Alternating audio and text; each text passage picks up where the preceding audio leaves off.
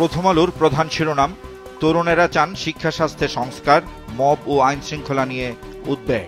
এতে বলা হয়, সানেম ও অ্যাকশন এইডের জরিপে উঠে এসেছে ৭৭% তরুণ আগামী নির্বাচনে ভোট দিতে আগ্রহী। সানেমের নির্বাহী পরিচালক সেলিম রায়হানের উদ্ধৃতি দিয়ে খবরটিতে বলা হয়, জরিপে তারা দেখেছেন তরুণরা আইন শৃঙ্খলা ও মব পরিস্থিতি নিয়ে উদ্বিগ্ন। এটা নিয়ন্ত্রণে অন্তর্বর্তী সরকার খুব একটা সফলতা দেখাতে পারেনি। জাতীয় ঐকমত্য কমিশনের সঙ্গে বিভিন্ন রাজনৈতিক দলের বৈঠকের খবরটি গুরুত্ব সহকারে ছাপা হয়েছে।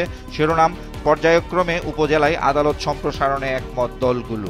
ঐকমত্য কমিশনের সহসভাপতির উদ্ধৃতি দিয়ে খবরটিতে বলা হয়, বিভাগীয় পর্যায়ে হাইকোর্টে বিকেন্দ্রীকরণের বিষয়ে সিদ্ধান্ত হয়েছিল যে এ বিষয়ে একই সঙ্গে সুপ্রিম কোর্টের সঙ্গে আলোচনা করা হবে। ক্রীড়া জগতের খবর, বাংলাদেশ শ্রীলঙ্কা তৃতীয় ওয়ানডে, কেন্ডিতে আজ সিরিজ জয়ের ম্যাচ।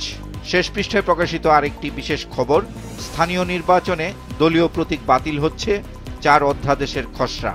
খবরটিতে বলা হয়, নির্বাচন ব্যবস্থা সংস্কার কমিশন ও স্থানীয় সরকার সংস্কার কমিশন দলীয় প্রতীক বাদ দেওয়ার সুপারিশ করেছিল। জাতীয় নির্বাচনের আগে স্থানীয় সরকার নির্বাচনের বিষয়ে রাজনীতিতে আলোচনা আছে। আর 2015 সালে আওয়ামী লীগ সরকারের আমলে স্থানীয় সরকার নির্বাচন দলীয় প্রতীকে করার সিদ্ধান্ত নেওয়া হয়েছিল। সমকালের প্রধান শিরোনাম, শিক্ষক নিবন্ধন পরীক্ষায় পাশ ফেলের খেলা। বিশেষ এই প্রতিবেদনটিতে বলা হয়, এক বোর্ডে 30 জনের মধ্যে 29 জন ফেল, আরেক বোর্ডে 30 জনের মধ্যে 29 জন পাস। এনটিআরসি এর সদস্য মোহাম্মদ নূরে আলম সিদ্দিকীর উদ্ধৃতি দিয়ে এতে বলা হয়, চূড়ান্ত ফল পুনর্বিবেচনার নিয়ম নেই, তবে শিক্ষা মন্ত্রণালয় চাইলে পুনর্বিবেচনা করতে পারে। গর্ভধারণের সিদ্ধান্ত নিতে পারেন না 77% নারী, ইউএনএফপি এর প্রতিবেদন। নারী ফুটবল দলের অধিনায়ক আফিদা খন্দকার প্রান্তির একটি সাক্ষাৎকার বিশেষ গুরুত্ব দিয়ে পত্রিকাটিতে ছাপা হয়েছে। শিরোনাম, যেভাবেই হোক বিশ্বকাপের মঞ্চে যেতে হবে। আন্তর্জাতিক অপরাধ ট্রাইব্যুনালের খবর, জুলাইয়ে কোনো যুদ্ধ হয়নি, তাই এ আইনে বিচার হয় না। আন্তর্জাতিক অপরাধ ট্রাইব্যুনালের শুনানিতে শেখ হাসিনার পক্ষে নিযুক্ত আইনজীবী।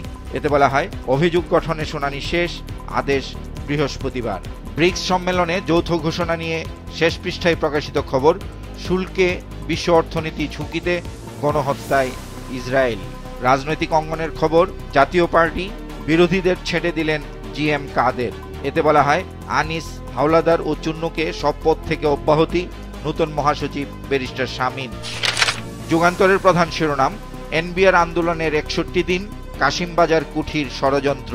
খবরটিতে বলা হয়, মাস্টার মাইন্ডের প্রধান উদ্দেশ্য ছিল সরকার পতনের ক্ষেত্র প্রস্তুত করা। তালিকার অগ্রভাগে নাম রয়েছে 66 জন কর্মকর্তার।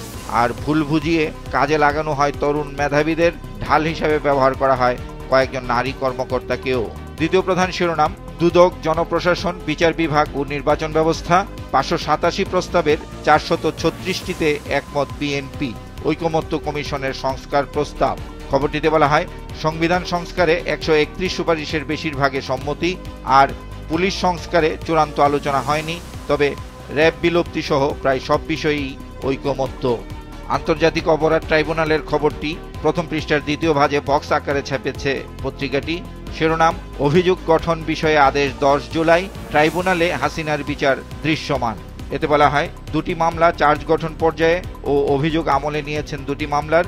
আগস্টের প্রথম সপ্তাহে শেখ হাসিনা সহ 3 জনের বিরুদ্ধে সাক্ষ্য গ্রহণ শুরুর আশাবাদ। যুগান্তরের শেষ পৃষ্ঠায় আইএমইডির প্রতিবেদন নিয়ে প্রকাশিত খবরের শিরোনাম, ই পাসপোর্টধারী যাত্রীরা পাচ্ছেন না সেবা, কাজে আসছে না বিমানবন্দরের ই গেট। কালের কণ্ঠের প্রধান শিরোনাম, দ্রুতই নির্বাচনী পালে হাওয়া। বিশেষ এই প্রতিবেদনটিতে বলা হয়, 5-6 মাস পর নির্বাচন ধরেই আইন শৃঙ্খলা বাহিনীর প্রস্তুতি, ফেব্রুয়ারিতে নির্বাচনে আপত্তি নেই জামায়াতের। খবরটিতে বিএনপি মহাসচিব মির্জা ফখরুল ইসলাম আলমগীরের উদ্ধৃতি দিয়ে বলা হয়, নির্বাচনের দেরি হলে দেশ পিছিয়ে যাবে।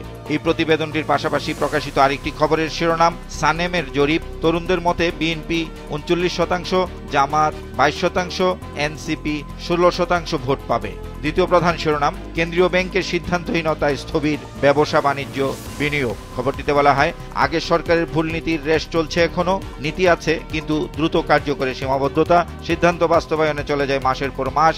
আর আইএমএফ এর শর্তের ফাঁদে পড়ে বিপাকে উদ্যোক্তারা। বিএনপি চেয়ারপারসন বেগম খালেদা জিয়াকে নিয়ে প্রকাশিত খবরের শিরোনাম, কুমিল্লায় 3 মামলা থেকে খালেদা জিয়াকে অব্যাহতি। পিজিআর এর 50তম প্রতিষ্ঠাবার্ষিকী ছিল গতকাল।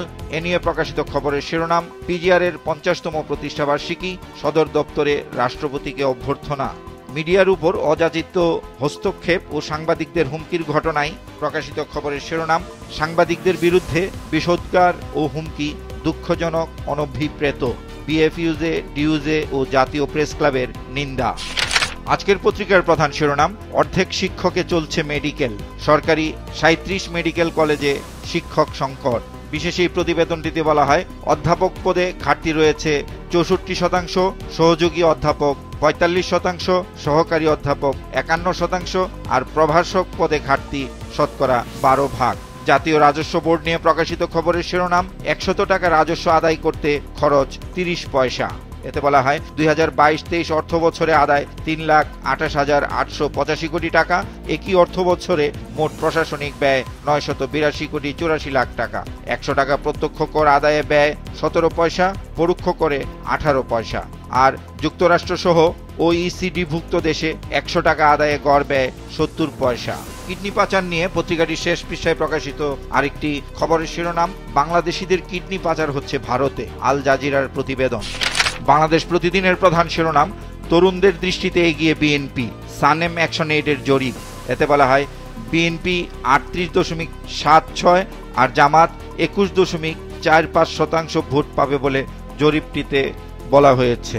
এতে বলা হয়, জরিপে অংশগ্রহণকারীদের মধ্যে 38.76% মনে করে ক্ষমতায় আসতে পারে বিএনপি আর 21.45% মনে করে জামাত ক্ষমতায় আসতে পারে। দ্বিতীয় প্রধান শিরোনাম, জটিলতা বাড়ছে নির্বাচন নিয়ে। এতে বলা হয়, অন্তর্বর্তী সরকার ও ইসি উভয়ই নিশ্চুপ, নতুন নতুন ইস্যু খুঁজছে কিছু রাজনৈতিক দল। পৃথক সুপ্রিম কোর্ট সচিবালয় অধ্যাদেশ নিয়ে শেষ পৃষ্ঠায় প্রকাশিত খবরের শিরোনাম, সবাই রাজি তবু আটকা। এতে বলা হয়, 116 অনুচ্ছেদ সংক্রান্ত রিট শুনানিতেও সময়ক্ষেপণ, সরকারের অগ্রাধিকার তালিকায় না থাকা দুঃখজনক বলছেন বিচারকরা। আর এ সচিবালয় প্রতিষ্ঠার এখনই সঠিক সময়, অভিমত সংশ্লিষ্টদের।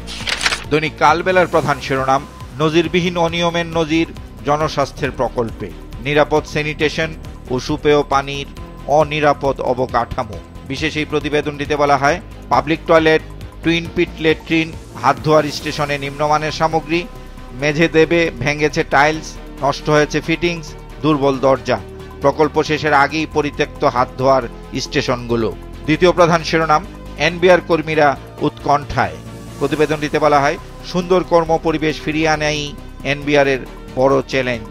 চেয়ারম্যানের উদ্ধৃতি দিয়ে বলা হয়, সীমা লঙ্ঘনকারীদের বিরুদ্ধে ভিন্ন ব্যবস্থা হতে পারে। আর টিআইবি বলছে, আন্দোলনে থাকা কর্মীদের টার্গেট করে অনুসন্ধান অগ্রহণযোগ্য।